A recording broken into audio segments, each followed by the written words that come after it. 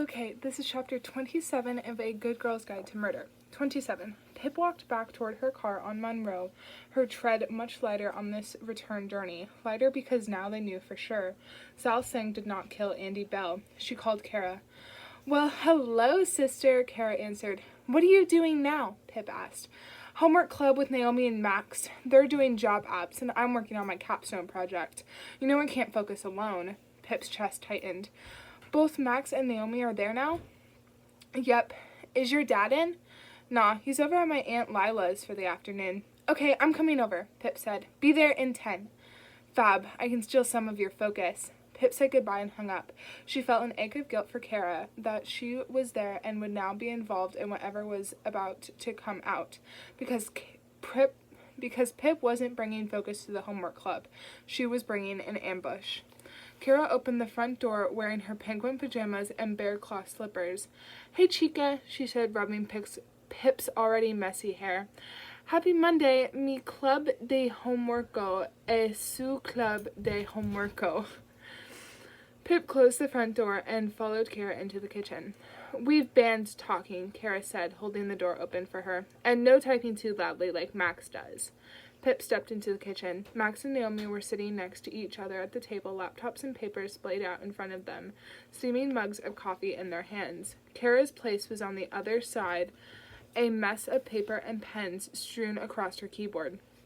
"Hey, Pip," Naomi smiled. "How are you doing?" "Fine, thanks," Pip said, her voice suddenly raw. When Pip looked at Max, he turned his gaze away immediately, staring down at the surface of his taupe-covered coffee. "Hi, Max," she said pointedly, forcing him to look back at her. He raised a small, closed-mouthed smile, which might have looked like a greeting to Kara and Naomi, but Pip knew better. It was meant as a grimace. Pip walked over to the table and dropped her backpack onto it, just across from Max. It thumped against the surface, making the lids of all three laptops judder on their hinges. "Pip loves homework," Kara explained to Max, "aggressively so." Kara slid back into her chair and wiggled the mouse to bring her computer back to life. "Well, say it," she said, using her foot to pull a chair out from under the table. Its feet shrieked against the floor. "What's up, Pip?" Naomi said. "Do you want some caffeine?" "And what are you looking at?" Max cut in. "Max!" Naomi hit him roughly on the arm with a pad of paper. Pip could see Kara's confused face in her periphery, but she didn't take her eyes away from Naomi and Max, anger pulsing through her. She hadn't known until she saw their faces that this was how she would feel. She thought she would be relieved it was all over, that she and Ravi had done what they set out to do. But their faces made her seethe. These weren't just small deceits and innocent gaps in memory anymore. This was a calculated, life-changing lie, and she would not look away or sit until she knew why. "I came here first, just as a courtesy," she said, her voice shaking. "Because, Naomi, you've been like a sister to me nearly my whole life. Max, I owe you nothing." "Pip, what are you talking about?" Kara said, her voice strained with the beginnings of worry.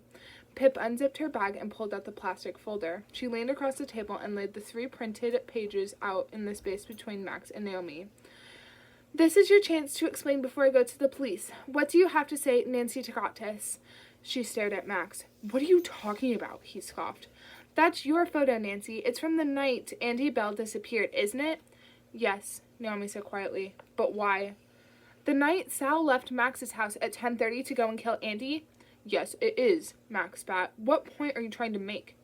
"If you stop blustering for 1 second and look at the photo, you'll see my point," Pip snapped back.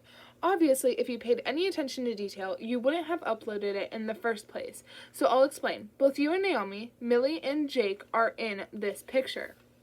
"Yeah, so," he said. "So, Nancy, who took the picture of the 4 of you?" Naomi's eyes widened, her mouth hanging open as she stared down at the photo. "Yeah, okay," Max said. "So maybe Sal took the photo. It's not like we said he wasn't there at all. He must have taken this earlier on in the night." "Nice try," Pip said. "But—" "My phone." Naomi's face fell, and she reached up to hold it in her hands. "The time is on my phone." Max went quiet, looking down at the printouts, a muscle tensing in his jaw. "Well, you can hardly see those numbers. You must have doctored this photo," he said. "No, Max, I got it from your Facebook as it is. Don't worry, I've researched this. The police can access it even if you delete it now. I'm sure they'd be very interested to see." Naomi turned to Max, her cheeks reddening. "Why didn't you check properly?" Shut up, he said quietly but firmly. We're going to have to tell her, Naomi said, pushing back her chair with a scrape that cut right through Pip. Shut up, Naomi, Max said again. Oh my God. Naomi stood and started pacing the length of the table. We have to tell her. Stop talking, Max said, getting to his feet and grabbing Naomi by the shoulders. Don't say anything else. She'll go to the police, Max, Naomi said, tears pooling in the grooves around her nose. We have to tell her. Max took a deep, juddering breath, eyes darting between Naomi and Pip. Fuck, he shouted, letting go of Naomi and kicking out at the table leg. What the hell is going on? Kara pulled at Pip's sleeve. Tell me, Naomi, Pip said. Max fell back into his chair, his blonde hair in wilting clumps across his face. Why did you do this? He looked up at Pip. Why couldn't you just leave everything alone? Pip ignored him. Naomi, tell me, she said. Sal didn't leave Max's at 10:30 that night, did he? He left at 12:15, just like he told the police. He never asked you all to lie to give him an alibi. He actually had one. He was with you. Sal never once lied to the police.